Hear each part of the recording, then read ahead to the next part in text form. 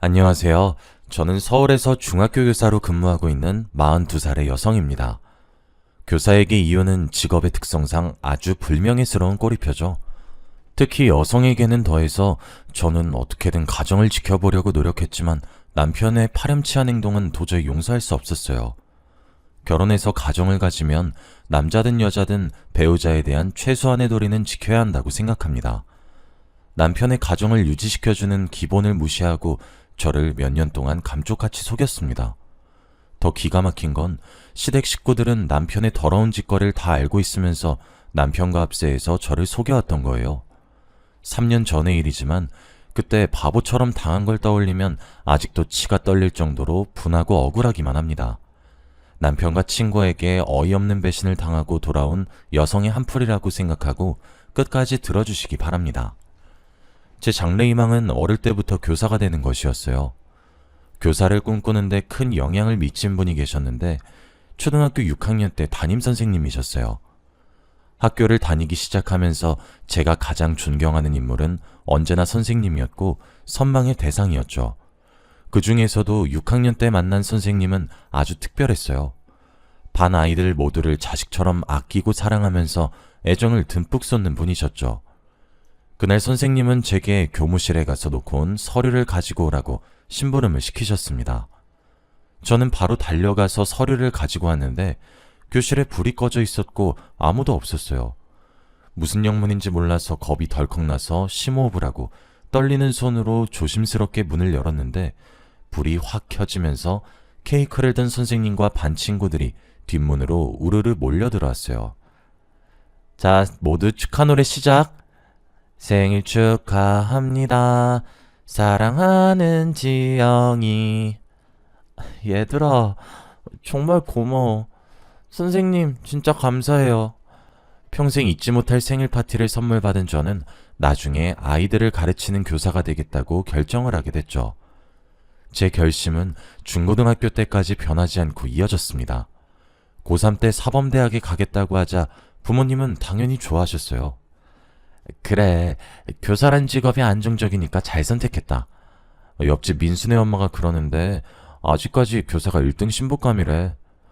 엄마는 교사가 안정적이고 출산과 육아에 아주 유리해서 여자에게 좋은 직업이라고 생각하셨죠. 시대가 변해서 저는 꼭 그런 것만 아니라고 여기며 남자보다는 안정적인 직장을 얻는데 노력했습니다. 저는 무난하게 사범대학에 합격을 했고 같은 과 선배에게 호감을 가지게 되었어요. 그 선배도 저를 좋아하는 눈치였는데 서로 눈치만 보면서 망설이고 있었습니다. 마음 같아서는 제가 먼저 좋아한다고 고백을 하고 싶었는데 여자의 자존심이 허락하지 않았어요.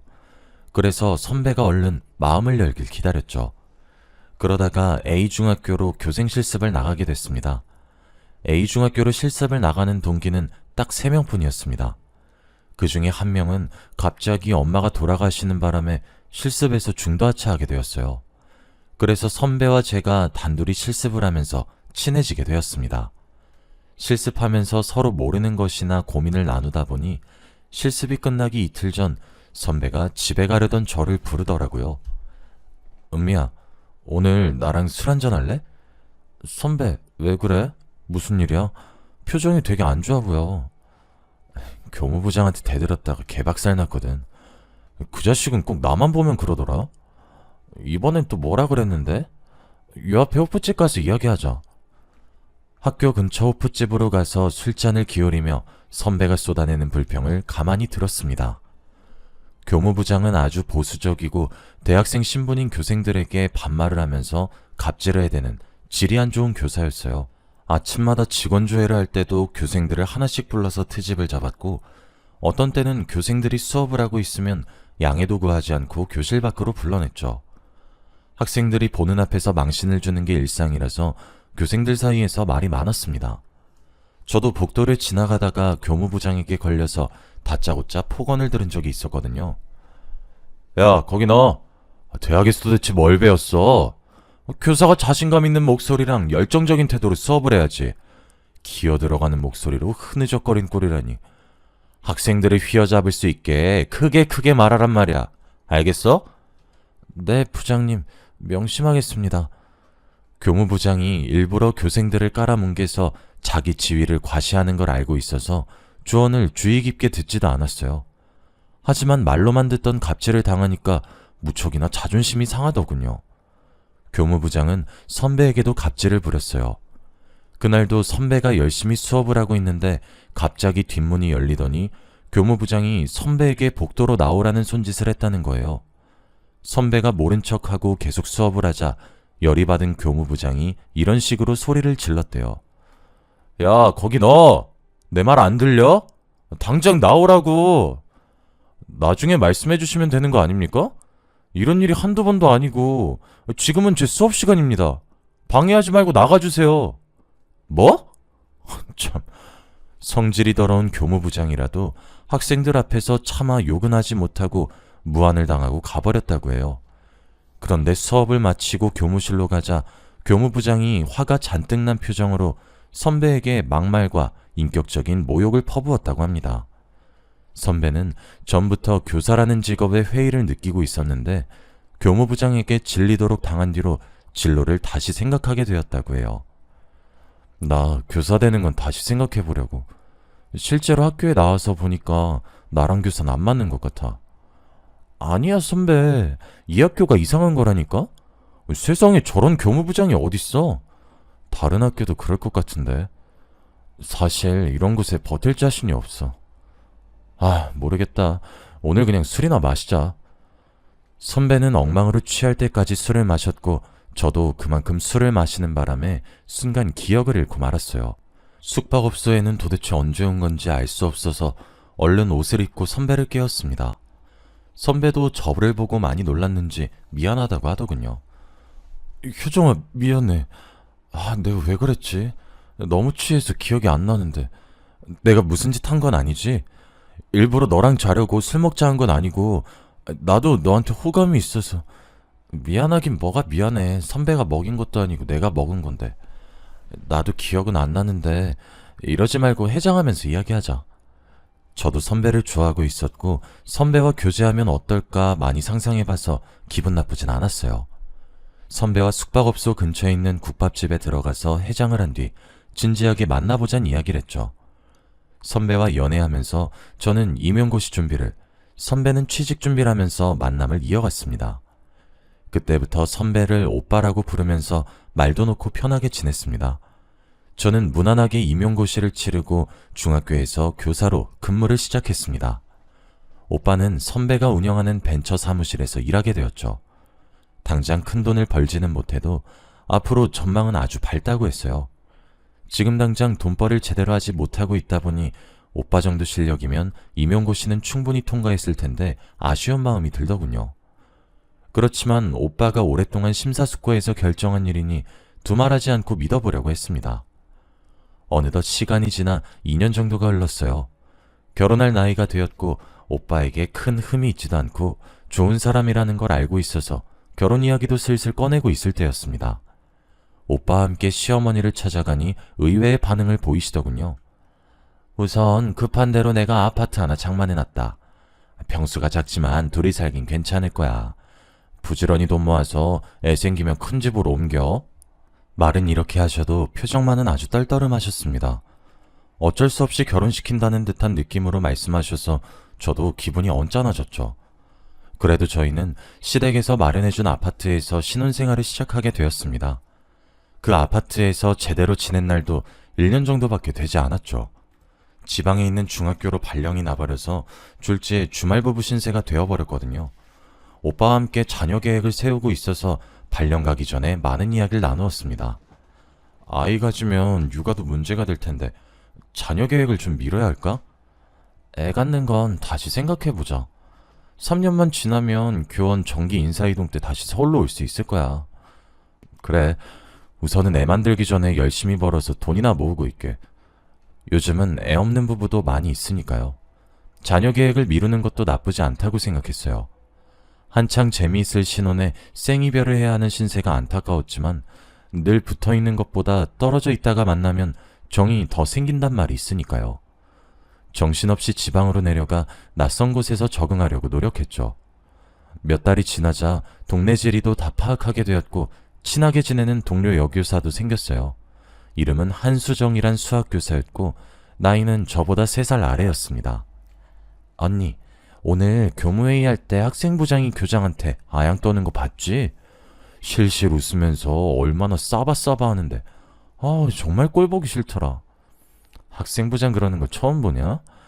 교장하고 나이도 동갑이라는데 자존심도 없나 봐. 수정이와는 뒷담화하면서 친해졌습니다. 쉬는 시간이나 점심시간 때 몰래 빠져나와서 마음에 안 드는 다른 교사들을 속이 후련해질 때까지 씹어댔죠. 처음에는 깍듯하게 존댓말하던 수정이도 저를 언니라고 불렀을 무렵에 남편 사촌 여동생의 친구라는 사실도 알게 되었는데요. 그 계기로 더 친해져서 자매처럼 붙어 다니게 되었습니다. 그런데 정이 들자마자 수정이가 서울에 있는 학교로 발령이 나버렸죠. 언니 어떡해? 서울에 가야 될 사람은 언니인데 내가 가게 됐네. 난 언니랑 학교 같이 다니고 싶은데. 괜찮아. 다음엔 내 차례 되겠지. 먼저 올라가서 자리 잡아놔. 오케이. 언니 서울에 오면 꼭 연락하기다. 얘는 당연한 거 아니야? 근데 언제 가는 건데? 그게 이번 달에 가게 됐어. 뭐? 이번 달이면 얼마 안 남았잖아. 오늘 퇴근하자마자 진탕 마시자. 수정이가 갈 날이 얼마 남지 않아서 밤늦게까지 제가 자취라는 원룸에서 이별주를 마셨습니다. 그렇게 수정이를 서울로 보내고 저 혼자서 외롭게 지내고 있었죠. 아마 우리 오빠가 없으면 주말에도 처량하게 지냈을 거예요. 그날도 주말이 되어서 오빠가 있는 집으로 올라갔는데 뭔가 이상한 느낌이 들었어요. 왠지 그 전하고는 집이 달라진 것 같았죠. 먼저 냄새부터 달라진 것 같았어요. 오빠가 혼자 사는 집이라 주말마다 제가 와서 치우고 방향제를 뿌려도 남자 특유의 냄새가 풍겼거든요. 그런데 이젠 그런 냄새가 나지 않고 제가 쓰지 않는 향수와 방향제 냄새가 나는 것 같았어요. 처음에는 제가 예민해졌다고 생각했는데 얼마 뒤에 집에 있어서는 안 되는 물건을 발견하고 말았습니다.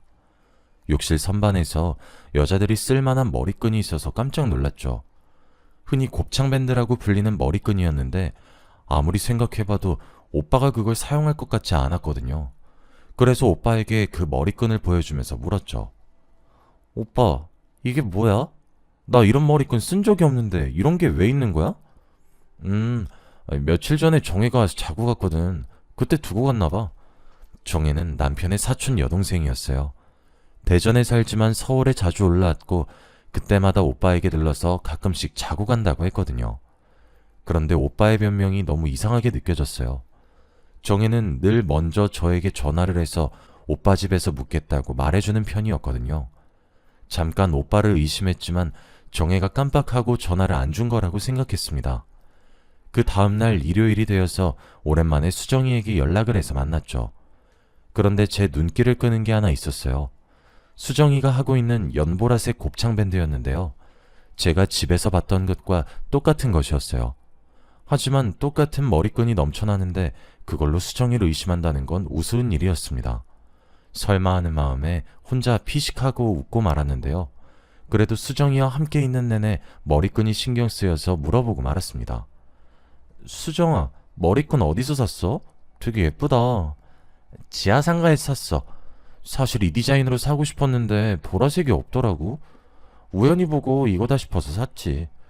수정이는 저와 학교에 다닐 때부터 눈에 띌 정도로 보라색을 좋아했었어요. 옷, 가방, 액세서리는 물론 볼펜이나 수첩도 보라색만 고집할 정도였으니까요. 수정이가 저 몰래 이 집에 왔다는 생각이 머릿속에서 잊혀지지 않아서 정혜에게 전화를 걸어볼 수밖에 없었죠. 여보세요? 정혜야, 혹시 지금 전화 가능하니? 어머 언니, 오랜만이야. 당연히 가능하지. 마침 너무 심심했는데 잘 됐다. 무슨 일이야? 그러면 만나서 이야기할까? 내가 밥이랑 커피 사줄게. 좋지. 나 오늘 완전 프리해. 당장 서울로 고고싱 할게. 정혜를 만나서 밥을 먹고 커피를 마신 다음에 백화점에 들렀어요. 날씨가 너무 더워서 시원한 백화점 안에서 아이 쇼핑을 하려고 했죠. 그런데 보라색 머리끈이 눈에 띄어서 정혜에게 사주겠다고 내밀어 보았어요. 정혜야, 이 머리끈 어때? 보라색이 예쁘네. 하나 사줄게. 언니, 난 보라색이 안 어울려. 저번에 보라색 샀다가 애들이 엄청 뭐라 해서 혼났어. 보라색 말고 노란색 사주면 안 돼? 정혜는 보라색이 아니라 노란색 곱창 밴드를 고르더라고요. 그래서 정혜한테 묻고 말았습니다. 정혜야, 혹시 너 나한테 말 안 하고 우리 집 온 적 있어? 어? 나 그런 적 없는데. 나 항상 갈 때마다 언니한테 말했잖아. 정혜 말을 듣고 나니 화가 치밀어 올랐습니다. 저한테 말도 안 하고 여자를 재운 것도 모자라 저를 속이다녀. 그래서 바로 오빠에게 전화를 해서 물어보았지만 오빠의 대답은 한결같았습니다. 갑자기 그 이야기는 왜 또 꺼내는 건데? 정혜가 기억을 못하는 거겠지. 정혜 바꿔봐. 애꿎은 정혜한테 화풀이를 하려고 하길래 저는 됐다고 했죠. 제대로 된 증거를 확인해봐야겠다는 생각에 얼른 정혜와 헤어지고 오빠와 살던 집으로 돌아왔습니다. 그래서 관리사무소에 가서 CCTV를 보여달라고 했죠. CCTV요? 무슨 일 있으셨길래 갑자기 물어보시는 거죠? 남편이 바람 피는 것 같아서 그래요. 딱 한 번만 보여주시면 안 될까요? 그건 곤란합니다. 주민이라고 다 공개해드리는 게 아니라 경찰이 정식으로 요청했을 때만 보여드리고 있어요. 저도 알아요. 그런데 여자가 다녀간 흔적이 보여서 그래요. 비밀로 할 테니까 조금만 보여주세요. 네? 이혼 이야기까지 꺼내면서 직원에게 사정하니까 망설이다가 제게 서류를 내밀더니 사인을 해달라고 하더군요. 여기서 보기만 하셔야 합니다. 영상 휴대폰 같은 걸로 촬영하시면 안 돼요. 그리고 어떤 이유로든 영상을 증거로 쓰시려면 경찰의 허락을 받아오셔야 해요. 직원은 제가 말한 해당 날짜를 찾아서 엘리베이터 앞을 찍은 동영상을 보여주었어요. 시간이 오후쯤으로 빠르게 돌아가다가 엘리베이터 앞으로 한 여성이 다가오자 빠르게 감기를 멈추었죠. 고개를 숙이긴 했지만 보라색 밴드로 머리를 묶은 걸 보고 수정이가 확실하다고 생각했어요. 하지만 저는 끝까지 아니라고 부정하며 CCTV 화면에서 눈을 떼지 않았죠. 거울 앞에 선 여자가 고개를 든 순간 저는 집을 찾아온 여자가 수정이란 사실을 확실하게 알게 되었습니다. 엘리베이터를 탄 수정이는 주저없이 제 집이 있는 8층 버튼을 누르고 있더군요. 이제 어떻게 해야 좋을지 머릿속이 혼란스러워졌습니다. 제 눈으로 확인했지만 도저히 믿을 수가 없었거든요. 충격받은 모습 그대로 집으로 올라가 멍하니 앉아있기만 했습니다. 그런데 TV 선반 밑에 무언가가 반짝이더군요. 저게 뭔가 손을 넣어서 꺼내보니 보라색 머리핀을 발견하고 말았습니다. 의심할 여지 없이 수정이의 것이었죠. 도대체 몇 번이나 이 집을 왔던 걸까요? 제가 모르는 사이에 수정이의 흔적이 집을 점령하고 있었다는 생각에 더 이상 보고만 있을 수 없었습니다. 만나서 결판을 지으려고 수정이와 약속을 잡았는데요. 수정이 집 근처 카페로 가니 수정이가 뭣도 모르고 저를 반기더군요. 언니, 방학도 끝났고 주말도 아닌데 서울엔 웬일이야? 너한테 줄 게 있어서 휴가 내고 올라왔어. 나한테 줄 게 뭔데 휴가까지 냈다는 거야? 저는 머리핀과 밴드를 카페의 테이블에 올려놨습니다. 그랬더니 수정이의 얼굴에서 핏기가 싹 사라지더군요. 너 보라색 좋아하잖아. 어떤 정신 나간 년이 내 집에 흘리고 갔더라? 네 생각나서 가지고 왔어. 꼭 네가 흘리고 간 것 같아서 기분이 더럽더라고. 언니, 미안해. 오빠랑 나는 그냥 친구처럼 지내다가. 뭐? 친구처럼 지내? 난 너를 동생처럼 생각했는데 네가 어떻게 나한테 이런 더러운 짓을 해? 저는 소리를 지르면서 수정이의 얼굴에 물을 끼얹었습니다. 카페에 있던 사람들이 모두 놀라서 쳐다보았죠. 하지만 그런 건 아무 상관 없었어요. 여기가 수정이 동네고 오히려 수정이를 이상한 눈빛으로 보길 원했어요. 수정이가 이 상황을 수치스럽게 생각할 줄 알았는데 전혀 아니더군요. 오히려 어이없는 말을 내뱉고 있었어요. 언젠간 들통이 날 거란 생각은 했어. 그 전에 그만두려고 했는데 내가 한 발 늦었네. 그래, 내가 너무 일찍 알아버려서 미안하다. 네가 그만두기 전까지 바보같이 모르고 있어야 했는데 말이야. 그래놓고 나한텐 좋은 동생인 척 했던 거야? 언제부터 날 속인 건데? 제 고함 소리에 수정이는 한숨을 쉬더니 모든 걸 털어놓았어요. 서울로 발령을 받아서 학교에 근무하면서 친구인 정혜를 만났는데 우연히 오빠가 합석을 했다고 합니다. 그러다가 술에 취해 자버렸는데 정혜가 비밀을 지켜주기로 한 거죠. 정혜가 그걸 비밀로 해주기로 했다고? 그게 말이 돼? 정말 친동생같이 생각한 아이인데 그걸 숨겨주다니. 이건 정말이지 막장 드라마도 아니고 말이 안 되는 소리였죠. 저는 당장 정혜를 불러서 수정이가 했던 말을 그대로 이야기해 주었습니다. 그랬더니 정혜도 사색이 되어서 잘못했다고 싹싹 빌더군요. 아니 언니, 내가 잘못했어. 제발 용서해줘. 내가 말하면 오빠가 이혼할까봐 그랬어. 그리고 난 그만 만나라고 했는데 수정이가 몰래 만난 걸 나보고 어떡하라고. 나도 어쩔 수 없었다고. 오빠가 이혼할까봐 그랬다고? 그럼 나는 끝까지 내 친구랑 잔 놈이랑 지내라고 둔 거야? 너 진짜 못됐다. 어떻게 사람이 그러니? 난 억울해. 오빠랑 수정이가 말하지 말라고 협박하고 맨날 전화했는데 나보고 어떻게 말하라는 거야. 정혜는 더 이상 말하지 못하고 흐느껴 울기만 했어요. 그래요. 정혜가 무슨 잘못이 있겠어요. 저라도 제 동생이나 오빠가 그랬으면 말 못했을 것 같아서 심호흡을 하면서 겨우 진정을 했어요. 그래서 정혜한테 어떻게 둘이서 만나게 된 건지 물어보았습니다. 단짝 친구였던 수정이가 서울로 오자 정혜는 바로 서울로 달려왔고 둘은 밤이 늦도록 술을 마시면서 쌓였던 회포를 풀었다고 해요. 그러다 술값이 너무 많이 나오자 정혜가 오빠를 부르겠다고 한 겁니다. 수정아, 우리 오빠 보고 술값 내달라고 할까? 오빠 지금 집에 혼자 있을 것 같은데. 그래? 나야 좋지. 오라고 해. 오빠가 술집 내준다고 하면 와인바도 같이 가자고 하자. 둘은 의기투합해서 혼자 있는 오빠를 불러냈고 오빠도 거절할 이유가 없었죠. 정혜와 수정이 있는 술집으로 와서는 같이 술을 마시기 시작했습니다. 수정아, 우리 오빠가 술값 내준대. 와인바도 같이 가주겠대. 엄청 멋있지? 정혜야, 입에 침이나 바르고 그런 소리 해라. 맨날 배 나온 아저씨라고 타박만 하더니 왜 이래? 몰라서 물어. 비행기 태워줬으니 한턱 쏘라는 거지. 알았어. 오늘은 내가 다 쏠게. 정혜는 술에 취했지만 수정과 오빠가 여러 번 눈이 마주치고 묘한 분위기가 풍긴다는 사실을 알아차렸다고 합니다. 그러다 새벽까지 같이 술을 마셨고 수정이는 술에 취할수록 오빠에게 아양을 떨었다고 하죠. 정혜도 무척이나 취해 둘이 붙어있지 말라고 중얼거렸다고 하는데요. 정신을 차렸을 때에는 택시 아니었고 택시 아저씨가 도착했으니 얼른 내리라고 소리를 지르고 있었다고 했습니다. 그래서 얼른 내려서 집으로 들어가 잠에 들었는데 다음날 오빠가 전화를 해 충격적인 말을 전했다고 합니다. 너 오늘 수정이 만난 거 말하면 안 된다. 어제 한 짓 다 잊어버려야 돼. 뭐? 어제 한 짓? 정혜는 그제야 어제 일어난 일들을 떠올렸다고 했습니다. 수정이와 오빠가 기대다가 끌어안고 입을 맞추던 게 생각이나 정혜가 펄쩍 뛰었다고 말해주었죠.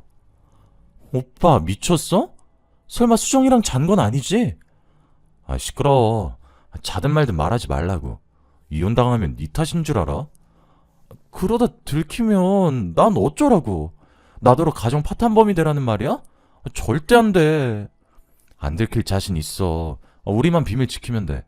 생각해봐. 마누라가 우리 만난 걸 어떻게 알겠어? 말이 된 소리래. 설마 언니 몰래 계속 만나려는 건 아니지? 어떻게 여동생 친구하고 그런 생각을 해? 정말 미친 거 아니야? 돈 줄게. 얼마면 돼? 너 얼마 전에 돈 필요하다고 했잖아.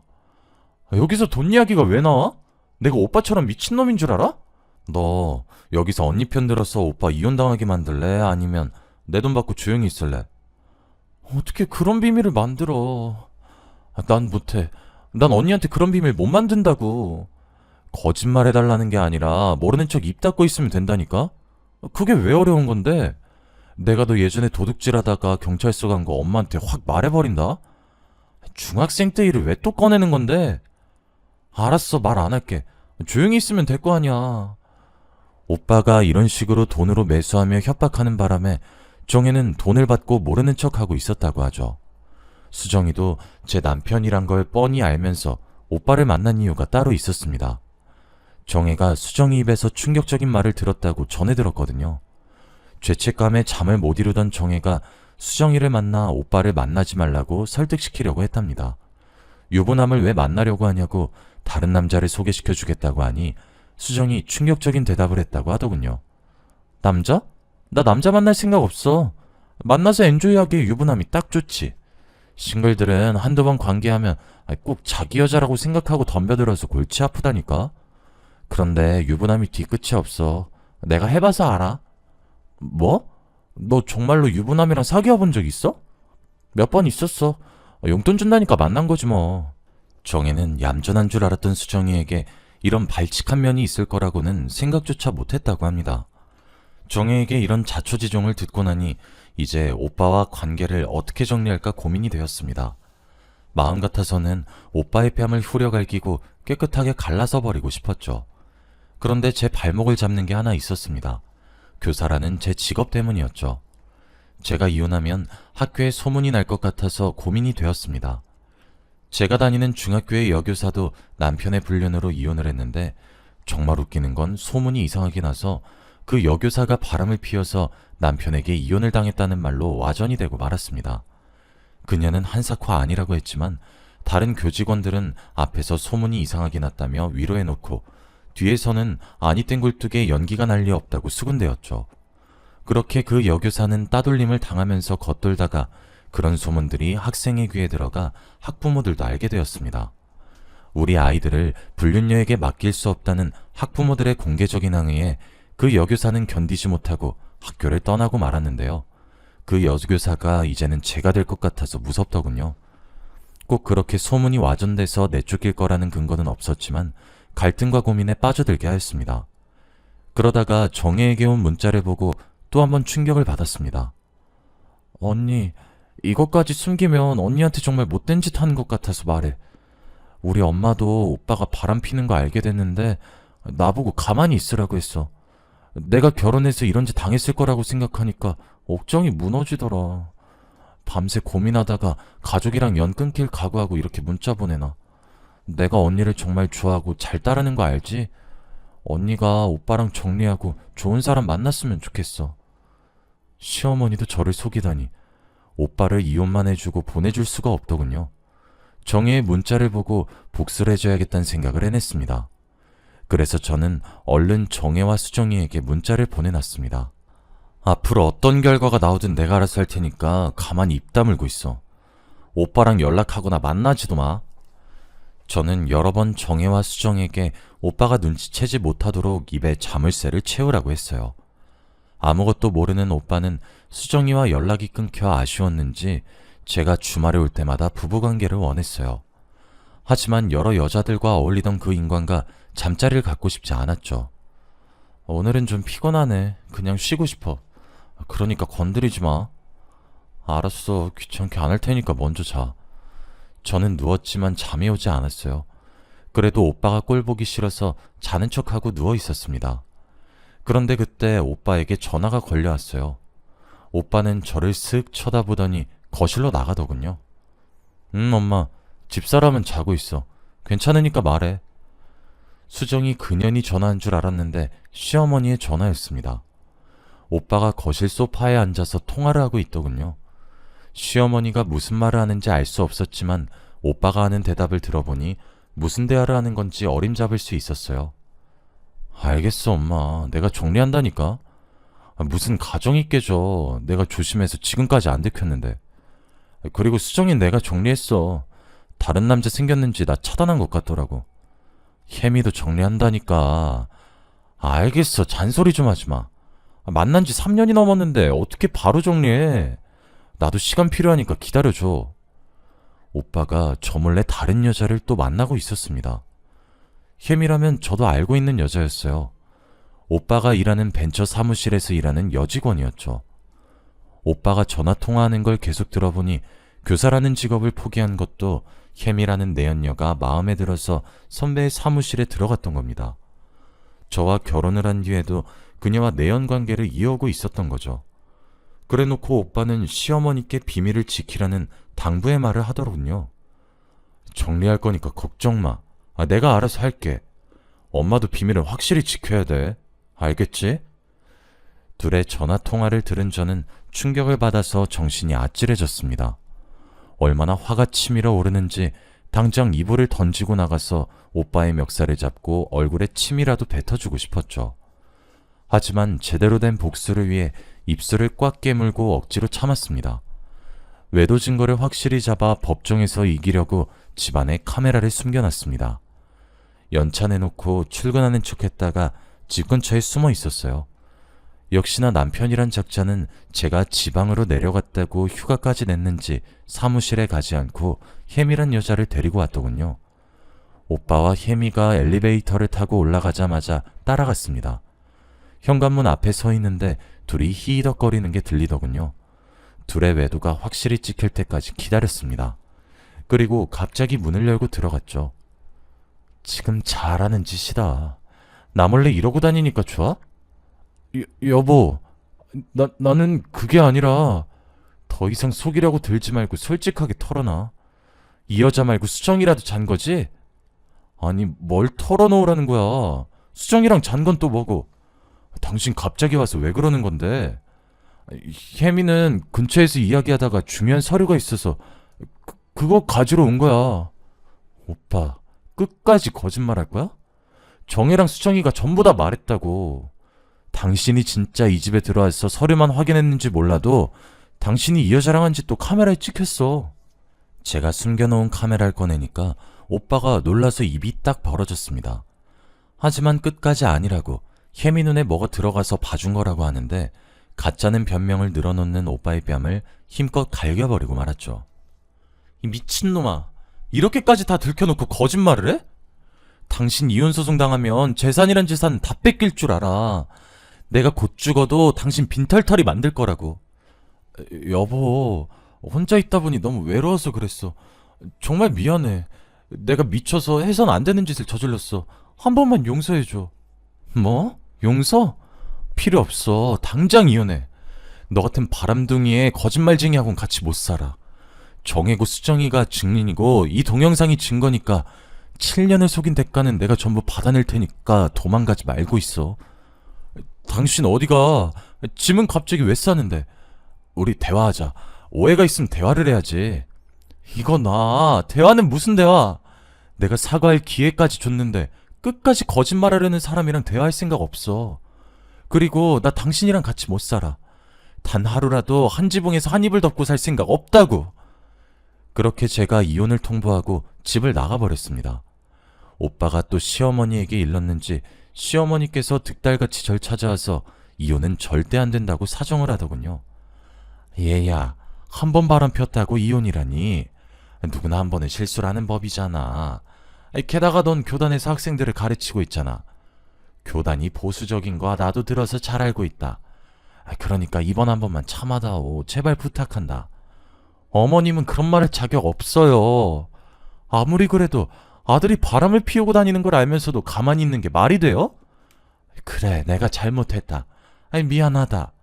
그러니까 미친 척하고 한 번만 용서해주면 내가 다신 이런 일 없게 해주마. 어? 시어머니는 엎드리다시피 제게 빌었고 오빠도 다신 이런 일이 없을 거라고 맹세를 했어요. 제가 불안해할까봐 학교랑 가까운 곳으로 신혼생활을 다시 시작하자며 사랑을 속삭이는데 흔들릴 수밖에 없더군요. 몸이 멀어져서 외로웠던 거라고 호소해서 이사를 가서 다시 살아볼까 고민이 됐어요. 오빠가 그 뒤로도 자기가 바람을 피면 있는 재산을 다 내놓겠다고 했거든요. 시어머니도 울다가 쓰러졌단 소식에 동정이 일었죠. 그런데 오빠의 휴대폰에서 시어머니의 눈물이 가증스러운 악어의 눈물이란 걸 알게 되었어요. 시어머니가 오빠에게 보낸 문자가 아주 소름 끼치더군요. 그년이 이혼하자고 날뛸 때는 성질 죽이느라고 아주 힘들었다. 이혼은 안 된다. 위자료가 너무 아깝잖아. 그리고 네가 왜 잘못했니? 그년이 여자 구실을 못하니까 네가 바람피는 거지.